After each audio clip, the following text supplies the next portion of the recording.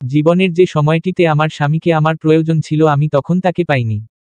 সাংসারিক জীবনের প্রতিটি আঁকে বাঁকে যখন আমাকে থামতে হয়েছিল, আমি ঘাড় ফিরিয়ে দেখেছি আমি একা, আশেপাশে আমার স্বামী নেই। আচ্ছা, মেয়েরা সংসার করতে আসে কেন বলুন তো? শ্বশুর বাড়ি জায়গাটা মেয়েদের জন্য একটা রণক্ষেত্র, এটা তো মানবেন।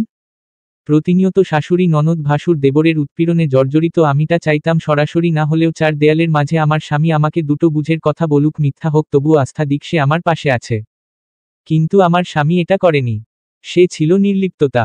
এভাবে বিয়ের 12 বছর কাটিয়ে দিলাম। দুটো সন্তান এলো। মৃত্যুশয্যায় অবশ্য আমার শাশুড়ি আমার কাছে তার কৃতকর্মের জন্য ক্ষমা চেয়েছিল। আমি বৃদ্ধাকে ক্ষমা করেছি ও বাড়ির প্রতিটি সদস্যকে। কিন্তু এখন অবধি আমি এই মেরুদণ্ডহীন লোকটাকে ক্ষমা করতে পারিনি, যে কখনো আমার পাশে ছিল না। যার কারণে একটি একান্নবর্তী পরিবারের হই হল্লায় থেকেও আমি বোধ করতাম আমি একা। আমি কখনো ক্ষমা করতে পারবো না একে। তার প্রতি শ্রদ্ধা হারিয়েছি। এভাবে কি আসলেই সম্পর্ক চালিয়ে নেওয়া যায়? আমার সবকিছু যান্ত্রিক লাগে। কথাগুলো সামনের লোকটার সাথে নিষ্পৃহ ভঙ্গিতে আওড়ে টেবিলে রাখা পানির গ্লাসটার দিকে হাত বাড়ায় শীতল। ওর পাশের চেয়ার ঠেসে বসে আছে আহনাফ, মরা দৃষ্টিতে দেখছে স্ত্রীর পানি খাওয়া। ঋতব্রত মিত্র দেখছেন দুজনকেই। হাসবেন্ডের বয়স 38, ওয়াইফের 34। তথ্য অনুসারে দুজনের দুটি 10 আর 7 বছর বয়সী ছেলে ও মেয়ে আছে। বাড়িতে আর কেউ নেই বর্তমানে। এই চারজনের নির্ঝঞ্ঝাট সংসার। স্বামী পেশায় একটি কর্পোরেট অফিসের সিএফও, স্ত্রী প্রাইমারি স্কুল শিক্ষিকা। বয়স ও পরিস্থিতি অনুযায়ী এখন এদের তুখোড় পরিশ্রম করে কিভাবে নিজেদের বাড়ন্ত ছেলেমেয়েদের আরও দুটো ভালো জায়গায় টিউশন দেয়া যায় সেটা পরিকল্পনা করার কথা। কিভাবে ঘরের জন্য নতুন আরেকটা সোফা নেওয়া যায়, 15 বছর আগের জং ধরা ফ্রিজটা বাদ দিয়ে কিভাবে নতুন ডাবল ডোরের ফ্রিজটা নেওয়া যায় সে নিয়ে পরিকল্পনা করার কথা। আর উনারা এখন এসেছেন নিজেদের ডিভোর্স নিয়ে পরিকল্পনা করতে। মানব সাইকোলজি বড়ই অদ্ভুত। কতজনকে নিয়ে যে ঘাটাঘাটি করল ঋতব্রত। ঋতব্রত মিত্র একজন ম্যারেজ ও ডিভোর্স কনসাল্টার। নরওয়েতে সাইকোলজিস্ট সে। ছুটিতে দেশে এসে আহনাফ আর শীতলের সাথে পরিচয় হয়েছে। নিজের আরামদায়ক চেয়ারটিতে পিঠ ঠেকিয়ে পাতলা হাসল ঋতব্রত। মাথার তালুতে একটা চকচকে টাক। হাতটা সেটাতে বুলিয়ে শান্ত সুরে শীতলকে বলল, হুম, সবটাই শুনলাম এবং বুঝলাম। তবে একটা কথা হঠাৎ বলতে মনে চাইল। আপনি যে বললেন আপনার স্বামী আপনার মানসিক পরিস্থিতি কখনো বোঝেনি, আপনি চেষ্টা করেছিলেন তাকে বুঝতে? সে নিশ্চয়ই বাইরে গায়ে হাওয়া লাগিয়ে ঘুরত না। তারও পরিস্থিতি ছিল। ঋতব্রতর কথায় শীতল এক পলক আহনাফের শুকনো মুখটা দেখল। পরপর বেশ জোরালো করে দিল ঠোঁট ছড়ানো তাচ্ছিল্যের হাসিটা। বলল, ওর পরিস্থিতি? হ্যাঁ বুঝতাম তো। পরিস্থিতি আমাদের দুজনের ছিল সমান সমান। কিন্তু রেগে গিয়ে হুটহাট আমি কখনো ঘর থেকে বেরিয়ে গিয়ে রাস্তায় দাঁড়িয়ে থাকতাম না স্বামীকে ঘরে কান্নারত রেখে। কখনো মা বোনদের সাথে না পেরে আমি জেদ করে হাত ওঠাতে যাইনি ওর গালে। যদিও ও কখনো আমাকে মারেনি। ভদ্রলোক কিনা তার ওপর প্রেমের বিয়ে। ওই মাঝে মাঝে বোঝাতো মারবে বোধ হয়। আমি তর্ক থামিয়ে বাথরুমে ঢুকতাম। আচ্ছা, আপনি এত ওর কোল টেনে কথা বলছেন কেন? আপনি আমাদের কমন ফ্রেন্ড শুক্লার হাজবেন্ড এবং একজন মনোবিদ। আমি ডিভোর্স নিয়ে কোনো হঠকারী সিদ্ধান্ত চাইছি না, তাই আপনার সাথে আলোচনা করতে এলাম। কিন্তু আপনার কথার সুর বলছে আপনি ওর সাফাই গাইছেন, কারণ আপনিও পুরুষ, তাই কি? আহনাফ নির্বাক নিস্তব্ধ। শীতলকে বলতে দিয়ে সে থেমে আছে আজ। ঋতব্রত হাসল আবার। ড্রয়ার থেকে সাদা রঙের একটা পেপার বের করে টেবিলে রেখে বলল, মোটেই ওনার সাইড নিচ্ছি না। আপনি এত গড়গড় করে কথা বলছেন যে ভদ্রলোক কথাই বলতে পারছেন না। তাই আমি একটু বললাম। যাই হোক, আপনারা চাচ্ছেন বোঝাপড়া করে দেখতে সময় নিয়ে, মানে আপনাদের মরচে ধরা সম্পর্কের ডিভোর্স করাবেন, সেই সিদ্ধান্ত কতটা যৌক্তিক এটা দেখতে, রাইট? জি না, একই সাথে বলে উঠেছে শীতল আর আহনাফ। আহনাফ না বলেই শীতলের দিকে তাকিয়ে বলে, আমি কিছুই দেখতে চাচ্ছি না। আমার শীতল আমার কাছে ভীষণ আদুরে একজন স্ত্রী। ওর থেকে বেস্ট আমার জন্য কেউ হতেই পারে না। এটা আমি সবসময় বিশ্বাস করে এসেছি। সমস্যাটা ওর। ও দেখুক। ও দেখুক কি দেখতে চায়? আপনি বলছিলেন প্রেসক্রিপশন লিখে দেবেন আমাদের জন্য। লিখে দিন। আমি ওর কাছে ক্ষমাপ্রার্থী। আমি সর্বাবস্থায় চেষ্টা করব বিগত দিনের খামতিগুলো কাটিয়ে ওঠার, আমার ভুলগুলো শুধরে একজন ভালো স্বামী হওয়ার। এর বাইরে আমার কিছু বলার নেই। শীতল চোখ নামিয়ে নিজের কোলে রাখে, মুখটা স্থবির। ঋতব্রত কাগজে কলম চালাচ্ছে ভীষণ সিরিয়াস ভঙ্গিতে, গলায় সেই একই সুর। এরপর স্বামী স্ত্রী উভয়ের মুখের দিকে তাকিয়ে বলে, তো আগামী 2 মাস সময় নিতে চাচ্ছেন আপনারা? আমি এই 2 মাসে আপনাদের সাথে 5টা সেশন করব। আগামী সপ্তাহে আপনারা আবার আসবেন। আপনাদের কিছু পরামর্শ অর্থাৎ টাস্ক দেব, সেগুলো সম্পূর্ণ করে আসবেন। আমি প্রতি সেশনে আপনাদের থেকে আপনাদের সম্পর্কের বর্তমান পরিস্থিতির বিশ্লেষণ শুনতে চাই। ক্লিয়ার? শীতল আর আহনাফ উভয়ই মাথা নাড়ল। ঋতব্রত বলতে লাগল, তার আগে এখানে দুটো শর্ত দিলাম, দুজন দুজনের প্রতি সম্পূর্ণ সম্মান বজায় রেখে মেনে চলবেন। যেমন 1. এই বোঝাপড়ার সময়টিতে স্বামী তার স্ত্রীর প্রতি কোনরূপ ষড়যন্ত্র করবেন না, যেমন স্ত্রীর অমতে আবার বাচ্চা নেওয়ার ডিসিশন নিবেন না। এটা তার স্বাধীনতা ক্ষুণ্ণ করবে নিজের জীবনের সিদ্ধান্ত নেওয়ার। তবে অবশ্যই আপনি স্বামীর অধিকার সম্পূর্ণরূপে ফলাবেন উইথ স্ত্রীর অনুমতি। 2. এই বোঝাপড়ার সময়টিতে স্ত্রীকে সর্বোচ্চ ধৈর্যশীলা হয়ে স্বামীর থেকে তার নিজের পক্ষের প্রতিটি সাফাই শুনতে হবে। তাকে সুযোগ দিতে হবে সে যা বলতে চায় তাই বলার। তাকে সহ্য করতে হবে সম্মানের সাথে। মোদ্দা কথা, আপনারা কেউ বোঝাপড়ার সময়টিতে নিজেদের জেদ ও ছলনার বশীভূত হয়ে কোনো হঠকারী কাণ্ড ঘটাবেন না। শান্ত হয়ে দুজনের দুজনকে বুঝতে হবে। এবং আপনাদের টাস্ক হলো 1. দুজন দুজনের সাথে সময় কাটাবেন বেশি করে। সবচেয়ে ভালো হয় বাড়িতে কেবল আপনারা দুজন থাকলে। হেল্পিং হ্যান্ড থাকলে বিদায় করে দিন। নট ইভেন একটি মাছিও থাকতে পারবে না। গরমের ছুটি পড়েছে বোধ হয়। বাচ্চা দুজনকে বরং নানা বাড়ি মামা বাড়ি পাঠিয়ে দিন। আহনাফ সাহেব পারলে ছুটি নিয়েন কদিন। 2.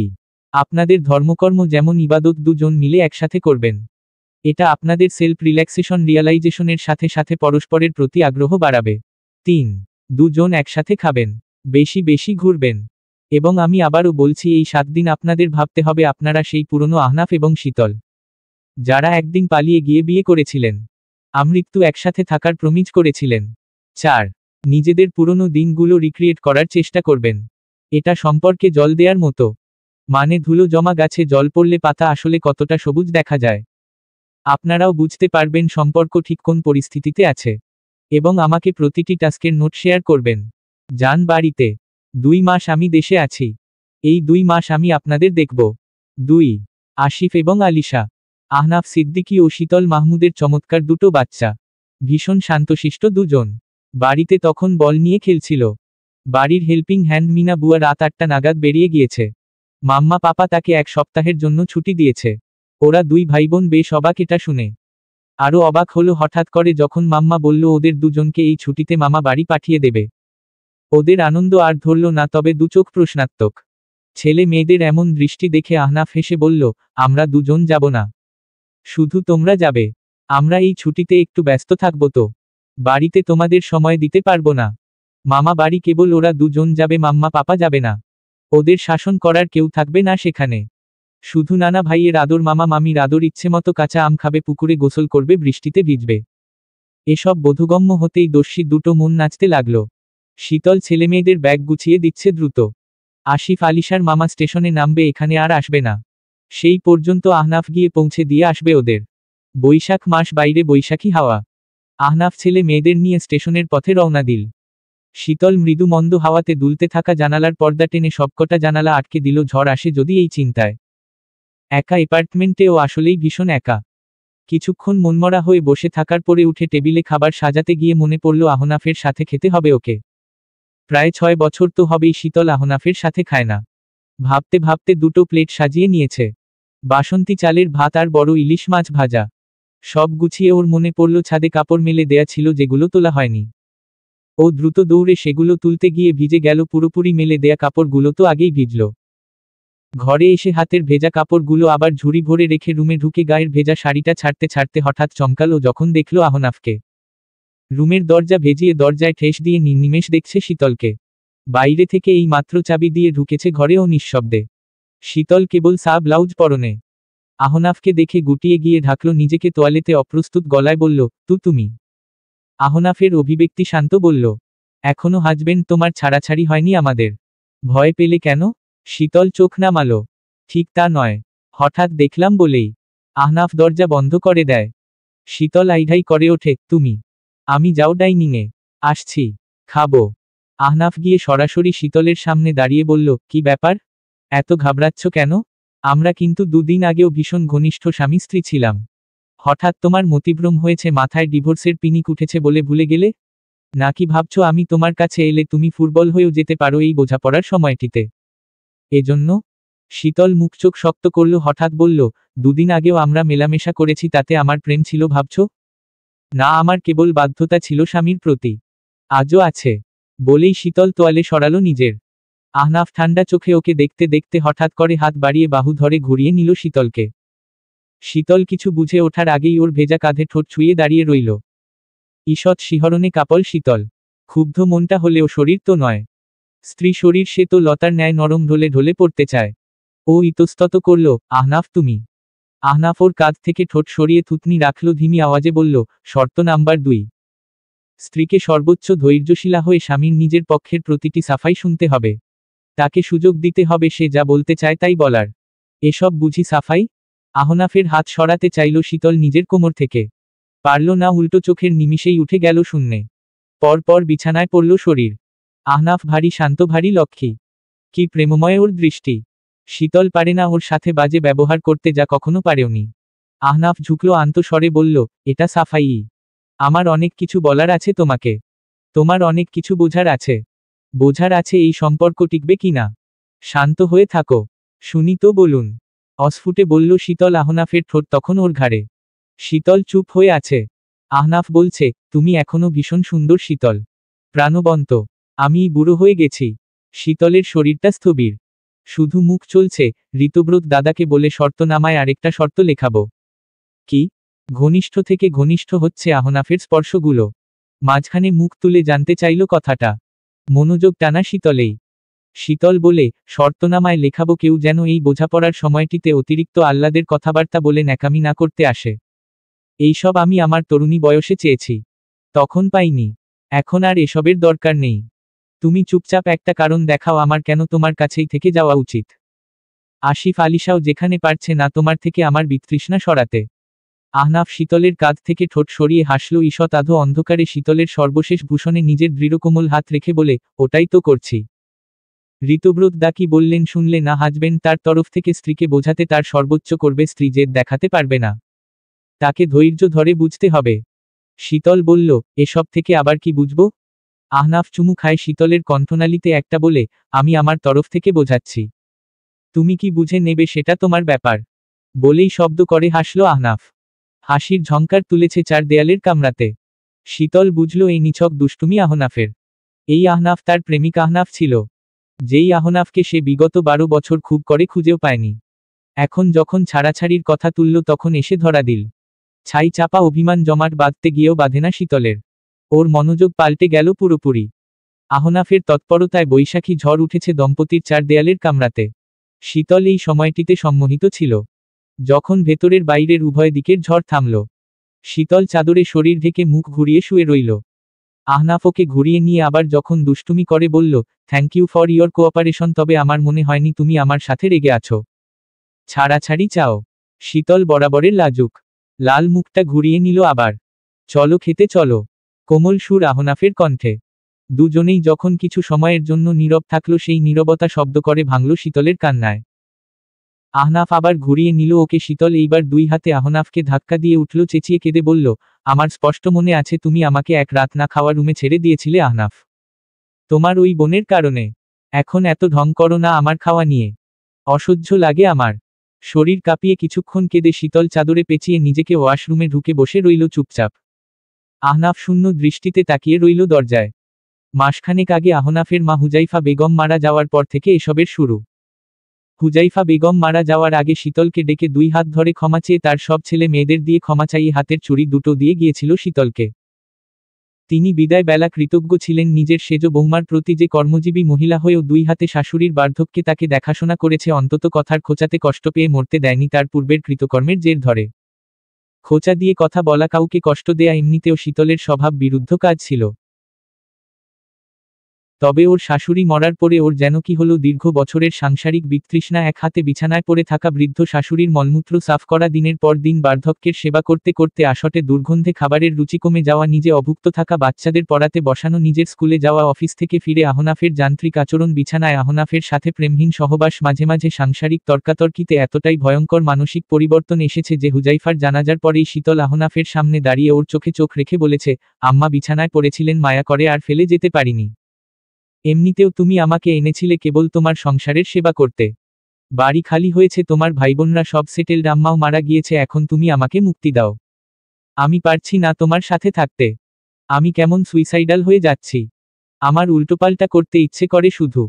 আজ দুপুরে রাঁধতে গিয়ে আঁচল স্টোভেও ফেলে দিয়েছিলাম। তোমাকে আমার অসহ্য লাগছে আহনাফ। চলো ছাড়াছাড়ি করি, বাচ্চাদের দায়িত্ব আমরা মিলেমিশে নেব। আহনাফ হতো বিহ্বল হয়ে গিয়েছিল শুনে। শীতলের এমন রূপ ও আগে কখনো দেখেনি। শত মানসিক টানাপোড়েনেও শীতল কখনো আহনাফকে ছাড়া তো দূর, রেগে ওর বাপের বাড়ি অবধি যায়নি। শীতলের মনের মধ্যে সবসময় একটা ভয় কাজ করত একটা ব্যাপারে, ওর সাংসারিক ঝামেলা সব নীরবে সহ্য করত, কখনোই ওর বাপের বাড়িতে বলতো না, কারণ তারা বলে বসবে নিজে প্রেম করে পালিয়ে বিয়ে করেছ, তোমারটা তুমি বুঝে নাও বাপু, এখন আমাদের বলতে এসো না। কিন্তু এখন এতটাই গভীর ক্ষত করে ফেলেছে আহনাফ যে এখন নিরিবিলি আর শান্তির সময়ে এসে এই সংসার থেকে পরিত্রাণ চাইছে শীতল। আহনাফ বিষয়টা নিয়ে বন্ধুদের সাথে আলাপে বসল। আসলেই শীতল মানসিক স্থিরতা হারিয়েছিল, জেদ ধরেই ছিল ও ডিভোর্স নেবে। যখন এই বাড়ি থেকে নিজেদের সংসার আলাদা করতে চেয়েছে আহনাফ সাপোর্ট করেনি, বরং শীতলকে ইনিয়ে বিনিয়ে কুটিল আর হিংসুটে বলেছে। এখন এই সুখের সংসারে যেখানে কেবল শীতলের রাজত্ব থাকবে, রান্নায় কটা পেঁয়াজ দেবে এ নিয়ে কারো কাছে জবাবদিহিতা করতে হবে না। গর্ভকালীন সময় ছাড়াও শীতল নিয়মিত সিদ্ধ ডিম খেতে পারবে, এজন্য তাকে কারো কাছে বলতে হবে না অসুস্থ, তাই ডাক্তার ডিম সেদ্ধ খেতে বলেছে। মৌসুমি ফলগুলো খাওয়ার জন্য লাইন ধরে থাকতে হবে না যে কখন সবাই খাবে ভালোগুলো তারপর সে খাবে। ঠিক এই সুখের মুহূর্তে শীতল সুখ থেকে মুখ ফিরিয়ে নিতে চাইছে। কেন এই পাগলামি? এখন তো দুটো বাচ্চা নিয়ে হেসে খেলে দিন পার করার কথা দুই স্বামী স্ত্রীর। নিকটাত্মীয় বন্ধুরা সবাই দুশ্চিন্তায় পড়ল। আহনাফ তো শীতলের সঙ্গী ছাড়েনি, ভয় পাচ্ছে উল্টোপাল্টা যদি কিছু করে দেয়। ব্লেড দড়ি সব সরিয়ে রেখেছিল। শীতলের ওপর জিনের আছর পড়েছে ভেবে ওর মা হুজুরের কাছ থেকে পানীয় আনল। কিন্তু কেউ তো আর জানে না পুড়তে পুড়তে শীতল কয়লা হয়েছে বলেই এসব করছে। কোনো জিনের আছর নয়, ওর ওপরে পড়েছে দুঃসহ 12 বছরের আছর। সব বন্ধুরা পরামর্শ করে শেষমেশ ঋতব্রত নামের ভদ্রলোকের কাছে পাঠিয়েছে শীতলকে বুঝিয়ে। ঋতব্রতর স্ত্রী শুক্লা আবার আহনাফ শীতলের ঘনিষ্ঠ লোক। গতরাতের এসা বাদ গিয়েছে, ফজরটাও গিয়েছে। ঘুম ভেঙে নামাজ কাজা করার দুঃখে শীতল আরও কিছুক্ষণ শুয়ে থাকল নরম বিছানা ঠেসে। তবে শরীরে শক্তি নেই। আহনাফ ভুল কথা বলেছে, গত রাতে আহনাফের পাশাপাশি আসলে শীতলও বুড়ি হচ্ছে। আসলে এই গা ব্যথা যা হুটহাট আসে সেটা তার প্রমাণ। বিছানা ছেড়ে গোসল সেরে ঘরদোর পরিষ্কার করে শীতল রান্নাঘরে ঢুকল। ফতাফত 4টা রুটি বানিয়ে ফ্রিজ থেকে খাসির মাংস ভুনা নামিয়ে গরম করে টেবিলে বসে রইল। অপেক্ষা করতে লাগলো আহনাফের। আহনাফ 8টা নাগাদ ফিরল 2 হাত ভর্তি বাজার নিয়ে। হরেক রকমের তরকারি, মাছ বড়গুলো কাটিয়ে এনেছে, ছোটগুলো কাটিয়ে আনেনি। বাজারগুলো রান্নাঘরে রেখে খুব ভয়ে শীতলের মুখভঙ্গি পর্যবেক্ষণ করল। তরল সরল বউটি তার ঘোমটা খুলে ঝাঁসিকি রানী হয়েছে। হেল্পিং হ্যান্ড নেই, এত বাজার দেখে যদি তেড়ে আসে। শীতল তেড়ে যায় না, বরং চুপচাপ বাজার গোছাতে থাকে। পেছনে থেকে আহনাফ বোকা বোকা হাসি দিয়ে বলে, ইয়ে মানে ছোট মাছ এনেছি, এর মানে এই নয় এখনই খেতে চাইছি, এখনই কাটতে হবে। তুমি আগে খেয়ে নাও, ওগুলো ফ্রিজে রাখো, পরে কেটোট, মাছের নাড়িভুড়ি থেকে গন্ধ ছড়াবে, এখনই কেটে ধুয়ে রাখতে হবে। শীতলের নিস্তেজ উত্তর। খোপা করে তপসে মাছের প্যাকেটটা ডালাতে ঢেলে বটি নিয়ে বসে। হঠাৎ বসতে গিয়ে পেটে ব্যথা লাগে। দুটো সিজারিয়ান বেবি ওর। হঠাৎ সেলাইয়ে টান পড়লে এত ব্যথা পায়। আহনাফ গিয়ে ওকে ধরল। শীতল আবার এক ঝটকায় ওকে সরিয়ে দিয়ে কাপা গলায় বলল, আমি কাঁচা সেলাই নিয়ে 3 কেজি ট্যাংরা মাছ, 2.5 কেজি বেলে মাছ আর 1 কেজি কুচো চিংড়ি মাছ কেটেছি বসে বসে। তুমি অফিস থেকে ফিরে একটিবার রান্নাঘরে উকিও দাওনি, এখন ছাড়ো। শীতল, আমি এসে মাছ কাটতাম? আমি সেদিন 13 ঘন্টা অফিস করে ফিরেছিলাম। না, তোমার উচিত হতো তোমার ধাড়ি বোনকে ধমক দিয়ে পাঠানো আমার কাছে মাছ কাটতে। তুমি পাঠাওনি। আহনাফ এবার শীতলের হাত ছাড়ল। পরপর কেবিনেট খুলে আরেকটা বটি এনে মোড়া টেনে বসে বেশ সিরিয়াস ভঙ্গিতে বলে, আচ্ছা এটা কাটে কিভাবে? এই পাখনা কাটে আগে? শীতল কপাল কুঁচকে নেয়, কি করছো? মাছ কাটছি। আমি আসলে ছুটি নিয়েছি আজ। এই ছুটিতে সব মাছ কাটা শিখে ফেলব, তাই এত পদের ছোট মাছ এনেছি। আচ্ছা শীতল, এদের মধ্যে সবচেয়ে সহজ বোধ হয় পাবদা কাটা। আশ নেই, গলায় বটি বসিয়ে নাড়িভুড়ি ফেলে দিলেই হয়ে যায়। তুমি এটা আগে বলবে না? আমি বিগত দিনে সবসময় তোমাকে পাবদা এনে দিতাম, মাছ কাটা নিয়ে তুমি কষ্ট কম পেতে। শীতল কিছুক্ষণ আহনাফের মুখের দিকে চেয়ে থেকে থাবা মেরে আহনাফের হাত থেকে বটি কেড়ে নিয়ে বলে, অফিসে যাবে এখন, ছুটি নেয়ার দরকার নেই। আর সত্যি বলতে আমি কখনো চাইনি আমার স্বামী বাইরে খাটনি দিয়ে এসে ঘরেও মাছ কাটুক। তবে কি চেয়েছিলে? আর কি নিয়ে তোমার এত অভিযোগ আমার প্রতি? হ্যাঁ, আমি সময়ে সময়ে স্ট্যান্ড নিইনি তোমার হয়ে। ওটা ছাড়াও আমার আর কি করা উচিত ছিল বলো? যে দিন গেছে তা একেবারেই গেছে, এখন জেনে কাজ কি? শীতল কথা থামিয়ে এবার একমনে মাছ কাটতে লাগল। আহনাফ কিছুক্ষণ দাঁড়িয়ে থেকে জেদ করে আবার বসল মাছ কাটতে। তবে এসব কাজ তো সে পারে না। মাছগুলো নষ্ট করছিল বেশি। একসময় তো হাতে কাটা ফুটিয়েই ফেলল। মৃদু শব্দ করে হাতটা গুটিয়ে নিতেই শীতল থাবা মেরে ধরল সেই হাত, উৎকণ্ঠার সুরে ব্যগ্র স্বরে বলল, ইসস কি অবস্থা। থেমে আবার রেগে বলল, যাবে এখান থেকে। কথাটা বলে শেষ করার আগেই ওর হাতের মুঠি থেকে আহনাফ নিজের হাত সরিয়ে নিজে ধরল, অনুনয়ের সুরে বলল, কিন্তু তুমি যেও না শীতল। তুমি থেকে যাওয়া, সরি। Sorry for everything. আহনাফকে কেমন নির্মল এক শিশুর মতো লাগল। শীতল চোখ নামিয়ে নিল, তৎক্ষণাৎ ঠান্ডা গলায় বলল, 2 মাস যাক, তারপর জানাচ্ছি। আহনাফের রাগ ধরল এইবার। অধৈর্য হল, রিগি দিয়ে উঠে রাগের মাথায় সব মাছ বোল ভরে ডিপ ফ্রিজে ঢুকিয়ে হন্তদন্ত হয়ে ছুটল গোসল সারতে। শীতল চুপচাপ বসে রইল। মাছের ময়লা লেগেছে বলে আরও এক দফা গোসল করে নিল আহনাফ। ও কলঘর থেকে বের হলে শীতল ঢুকে ওর জামাকাপড় ধুলো। এর মাঝে কল এলো আহনাফের। ওর ছোট বোন তুবা কল করে ইনিয়ে বিনিয়ে কাঁদছে। শ্বশুর বাড়িতে ঝামেলা হয়েছে। আহনাফ বোনের কথাগুলো শুনে আস্তে ধীরে বলল, এ তো সামান্য ব্যাপার, ধৈর্য ধরতে হবে। তোর ভাবিকে দেখে শিখিসনি কিছু? সেও তো এগুলো করে এসেছে। ওপাশে তুবা ভাইয়ের মুখে এমন কথা শুনে একদম চুপ। শীতলও বালতি হাতে দাঁড়িয়ে পড়ল। আহনাফ বলে যায়, সাজিদ তো ভুল কিছু বলেনি। তুই ধৈর্য রাখো। আমিও তোর ভাবিকে ইনিয়ে বিনিয়ে বলতাম ধৈর্য রাখতে। শীতল এসে ফোনটা থাবা মেরে নিল আহনাফের। কানে চেপে ধরে ধরে বলল, হ্যাঁ তুবা, তুমি সরাসরি প্রতিবাদ করো। আমি তোমার ভাইকে পাঠাবো সাজিদের কাছে। সাজিদের সাথে খোলামেলা কথা বলবে। না, মানসিক চাপ নেয়ার দরকার নেই। রিল্যাক্স। আহনাফ চেয়ে আছে। শীতল ওর হাতে ফোন ধরিয়ে ছাদে উঠল। আহনাফও ছাদে উঠল ওর পিছু পিছু। শীতলকে আর চোখে লক্ষ্য করে বলে, কি ব্যাপার? আমার বোনদের কথা এত ভাবো তুমি? একটু ভাবলাম। ওরা হাত ধরে আমার ক্ষমা চেয়েছে, ক্ষমা করে দিয়েছি। আহনাফ এগিয়ে এলো, তো ক্ষমা তো আমিও চাচ্ছি। দিচ্ছ না কেন? 2 মাস পরে ভাবব। বলেই শীতল মুখ ঘুরিয়ে কাপড় নাড়তে লাগল। আহনাফ কিছুক্ষণ শুকনো মুখে ওকে দেখতে দেখতে হঠাৎ মুখ উজ্জ্বল করে বলল, এই ঋতব্রত দা কি বলেছিলেন মনে আছে? কি? পুরনো দিনগুলো রিক্রিয়েট করতে। এই ছাদে আমাদের কত পুরনো দিনের স্মৃতি মিশে আছে বলো তো। আমাদের প্রথম সাক্ষাৎই তো হয়েছিল এই ছাদে। তোমরা নিচতলায় ভাড়া থাকতে। আমি বাড়িওয়ালার ছেলে। চিনতে না আমাকে? ওই দিন প্রথম দেখা, ভার্সিটি থেকে ছুটিতে এসে আমি ওপাশের বাগানে ক্রিকেট খেলছিলাম, ফিল্ডিং খাটতে এপাশে এসে দাঁড়িয়েছি। তুমি ঝোপাত করে এক বালতি পানি ঢেলে দিলে এই সিনটা রিক্রিয়েট করবে? শীতল নিঃশব্দে শ্বাস ফেলে অস্ফুটে বলল, লাভ কি হবে? তা জানি না। করার পরে বুঝতে পারবো। আমি এক কাজ করি, আমি গিয়ে নিচে দাঁড়াই। তুমি পানি ঢালবে। এবং সেদিনের কথোপকথন এক্সাক্টলি তেমন করেই হবে আমাদের মাঝে, মনে আছে? শীতল মাথা নেড়ে বলে, মনে আছে। আহনাফ নিচে নামল কিশোরসুলভ দুরন্ত পায়। গিয়ে একদম পেছনের বাগানে দেয়াল ঘেঁষে দাঁড়ালো। শীতল গিয়ে ট্যাপ থেকে পানি নিয়ে ছাদের রেলিং ঘেঁষে দাঁড়ালো। আহনাফ নিচ থেকে ডাকলো, পানি ভরেছ তো? শোনো, একদম সেদিনের মতো ঝোপাং করে ঢালবে। নয়তো ফিল আসবে না। তোমার উপর রাগ ওঠাতে হবে সেদিনের মতো। শীতল ঠোঁট টিপে কিছুক্ষণ হাসল। আহনাফকে তা দেখালো না। পরপর ঝোপাত করে বালতি ভর্তি পানি ঢালল ওর মাথায়। আহনাফ 15 বছর আগের মতো চমকে যাওয়া ভঙ্গিমায় মাথা তুলে ড্যাব ড্যাব করে তাকিয়ে রইল শীতলের মুখে। পরপর চেঁচালো, হেই হু আর ইউ? শীতল একদম মজা পেল ব্যাপারটাতে। ও সেই 15 বছর আগের কিশোরী সুলভ আতঙ্ক কণ্ঠে এনে জবাব দিল, সরি ভাইয়া, আমি দেখিনি। Sorry sorry sorry. রাখো তোমার সরি। আর এইটা কিসের পানি? এত গন্ধ কেন? ভাইয়া, মাছ ভেজানো ছিল। আমি মাছ কাটছি এখানে। আইর মাছ ভেজানো পানি। ওয়াক থু। থুথু দেয়ার অভিনয় করে আহনাফ দু চোখ ভরে ছাদে দাঁড়িয়ে থাকা মেদ বেড়ে যাওয়া মধ্যবয়সী শীতলের প্রাণোচ্ছল হাসি দেখতে দেখতে বলে, একটা তোয়ালে নিয়ে এসো। শীতল মুখটা মলিন করে বলে, ভাইয়া সরি বলেছি। এর বাইরে আর কিছু আমি করতে পারবো না। বাইরে নামলে আব্বা বকবে। আর তোয়ালে বাড়িতে সবার একটা করে এক্সট্রা নেই। বড় জোর একটা সাবান ছুঁড়ে মারতে পারি। তাও কাপড় কাচা সাবান। দেব? আপনি আপনার বাড়ি গিয়ে গোসল করেন। শীতল আহনাফ দুজনেই হাসছে। হাসতে হাসতে অবস্থা খারাপ দুজনের। আহনাফ হঠাৎ হাসি থামিয়ে বলে, এর পরের কাহিনী মনে আছে?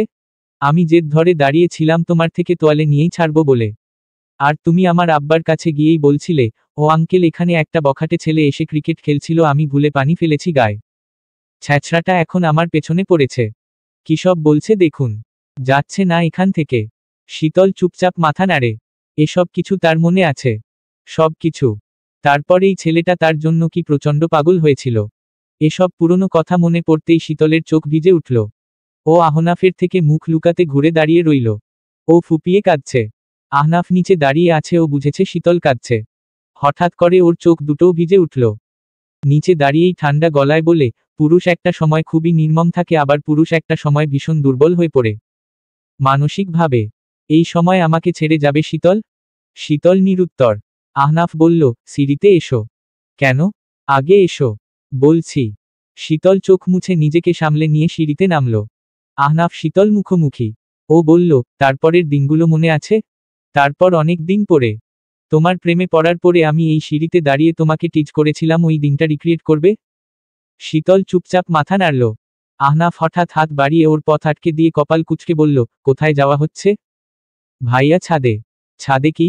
তোমাদের কাছে তো নিচতলা ভাড়া দিয়েছে আব্বা শুনেছি। ছাদে কি? শীতল ঢোক গেলার ভান করে বলল, ভাইয়া নিচতলায় তো বেলকনি নেই। হাওয়া খেতে ছাদেই যেতে হয়। বাইরে ছেলেরা খেলতে আসে। আহনাফ হাসি চেপে রেখে বলল, ইয়ে মানে? এভাবে এখন থেকে হুটহাট ছাদে যাওয়া যাবে না। ছাদের দরজা সবসময় আটকা থাকবে। চাবি আমার কাছে থাকবে। তুমি এক কাজ করো, আমার ফোন নাম্বারটা নাও, যখন যখন ছাদের চাবি দরকার হবে তখন কল করো। বলতে বলতে আহনাফ হেসে ফেলল। শীতলও হেসে ফেলল, এবার বেশ শব্দ করেই। পরপর সিঁড়ির পাশের দেয়ালে পিঠ ঠেকিয়ে হাঁপাতে হাঁপাতে বলল, তারপর আমি তোমাকে বলেছিলাম, ফালতু ছেলে।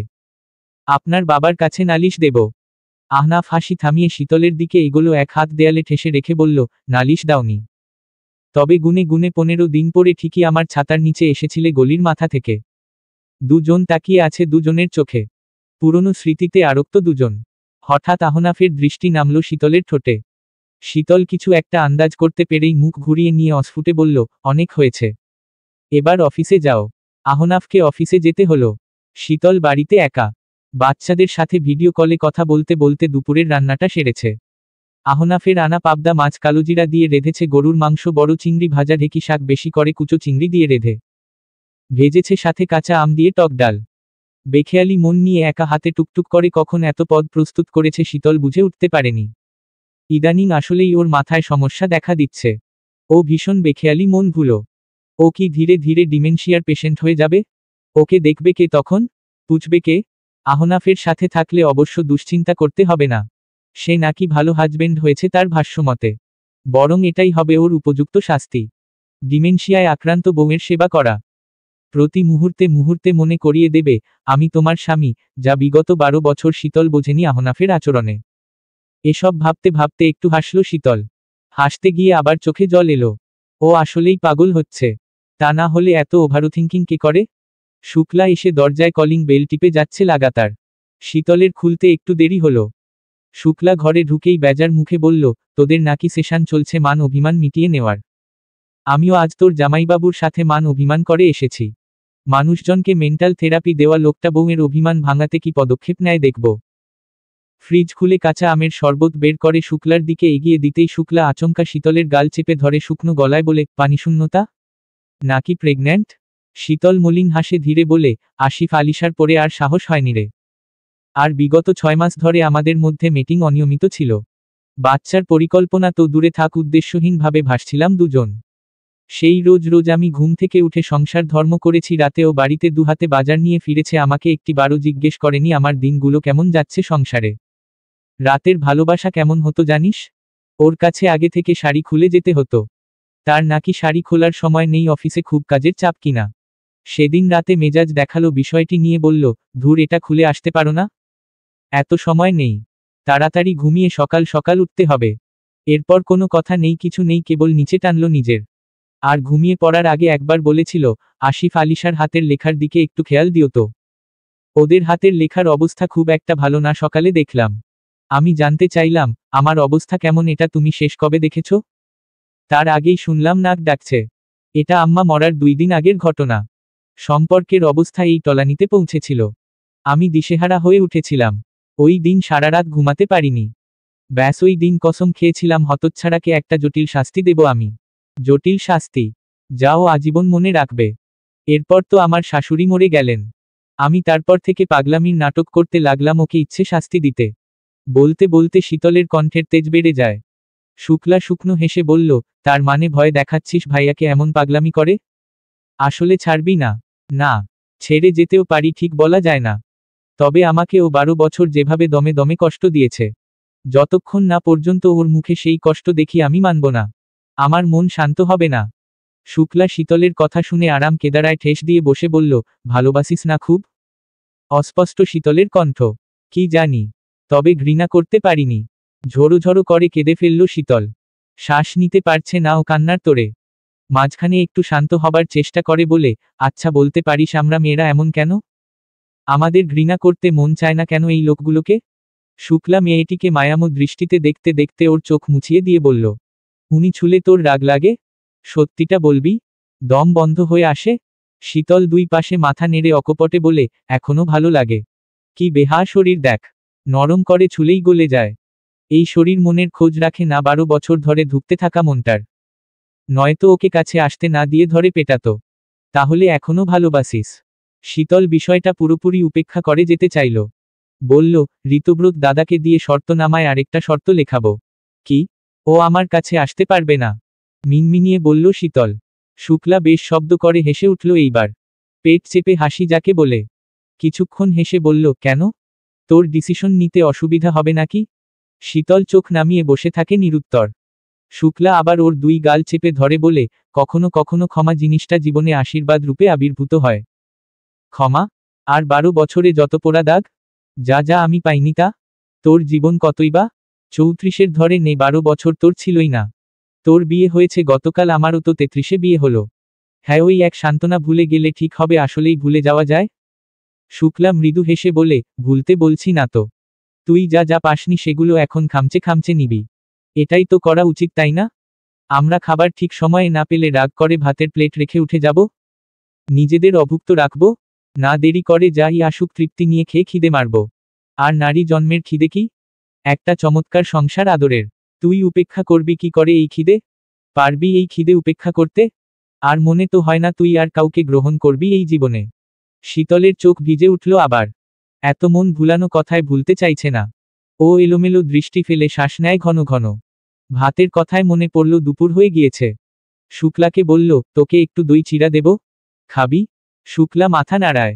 এর মাঝে শীতলের ফোনে কল এলো আহনাফের। দুপুরে সে খেতে আসতে পারবে না শুনে সহসা মনটা খারাপ হলো শীতলের। এতগুলো খাবার সবগুলো আহনাফের পছন্দের। রাত অবধি রাখতে হলে ফ্রিজে অথবা পুনর্বার গরম করে রাখতে হবে। কিন্তু তাতে স্বাদ নষ্ট হবে।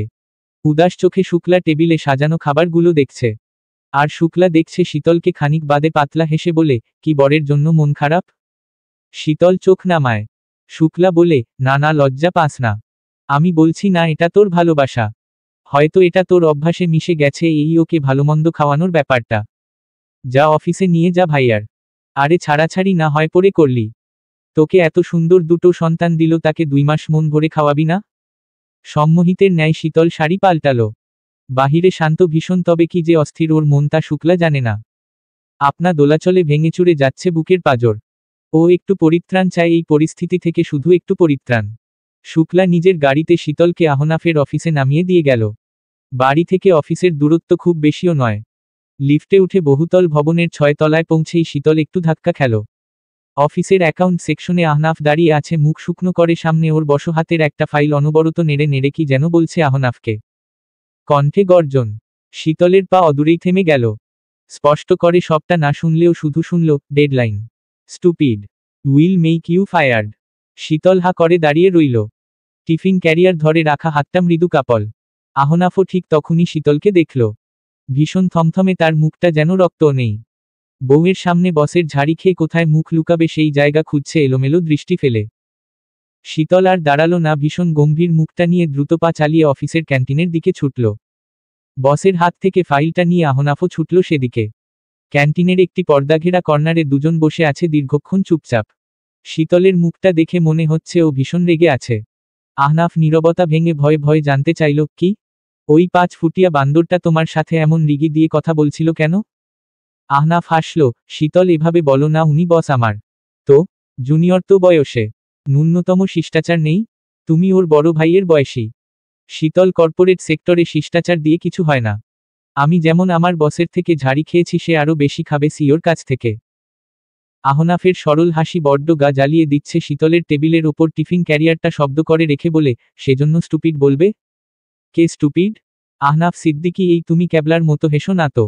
বিরক্তিকর, কত্ত বড় বেয়াদব ওটা। আহনাফ আরও হাসল, রাগলে শীতলকে বরাবর সুন্দর দেখায়। ও মুগ্ধ চোখে শীতলকে দেখছে। পরপর বলল, এমনই হয়। এটা প্রাইমারি স্কুল নয় শীতল। থামো। শীতল থামতে পারছে না কোনোভাবে। চিরবির করছে রাগে। আহনাফ ভীষণ স্মার্ট একজন লোক, তাকে কি করে এক হাঁটুর বয়সী ছেলে ঝাড়ি দেয়, এটা শীতলের স্ত্রী মন মানছে না। আহনাফ ওকে দেখতে দেখতে নরম গলায় বলল, এজন্য তোমাকে বারণ করতাম অফিসে এসো না খুব বেশি। আচ্ছা, আজ এলে কেন? এখান থেকে রিজাইন দাও। এত বেহা কি করে তুমি? আহনাফ সরল হাসি দিয়ে বলল, এভাবে সামান্য ঝাড়ি খেয়ে রিজাইন দিতে থাকলে এযাবৎ কাল মানে 12 বছরে আমার 30টা অফিস বদলাতে হতো। শীতল থামল, চেয়ে রইল। নির্নিমেষ সেই চাউনি। আহনাফ হাত বাড়িয়ে টিফিন ক্যারিয়ার খুলতে লাগল। হঠাৎ শীতল বলল, তুমি এগুলো আমার সাথে কখনো কেন শেয়ার করতে না? আহনাফ আবার শুকনো হেসে বলে, ভাবতাম হয়তো পৌরুষ কমে যাবে।